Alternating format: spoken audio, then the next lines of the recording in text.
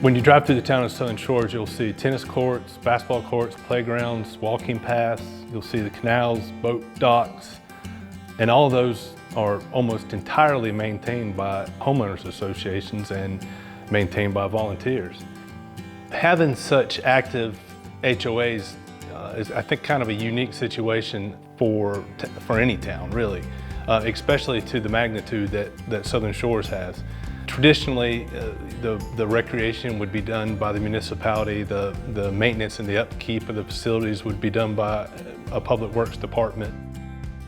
Since the 1970s, both the Southern Shores Civic Association and the Chickahawk Property Owners Association have taken good care of the town and have a majority of the town's residents in their membership. Because Southern Shores has such a strong history of volunteers in the way that it was developed, the civic associations have remained strong for many years. It helps the town of Southern Shores to be able to maintain the services that we provide and to do so at reasonable cost to the taxpayer with a reasonable amount of staff, because organizations like the SSCA and the CPOA are taking care of things that we don't have to.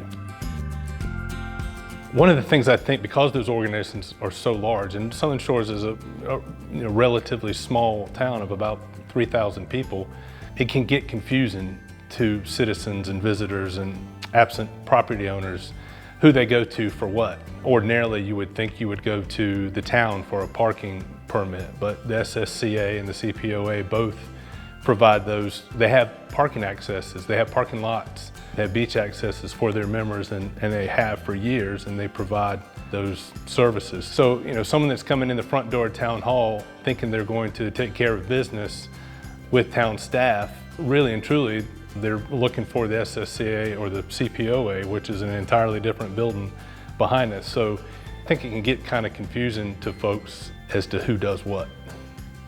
On one side of the street, the town may maintain a sidewalk. On the other side of the street, the Civic Association may maintain the sidewalk. Responsibilities and maintenance and ownership can overlap.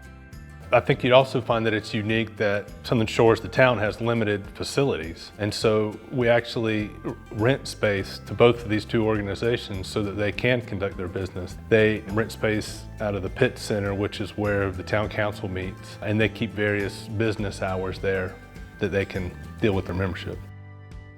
I think it's really important for folks to take the time to better understand the differences, take the time to understand, if they are a member of the association, what the duty, responsibility, and functions of that organization are and how they apply to them as a homeowner.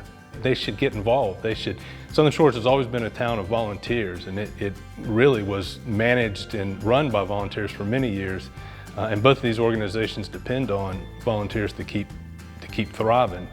And so ways for folks to become in tune, better informed, or to take the time to volunteer for either one of these organizations.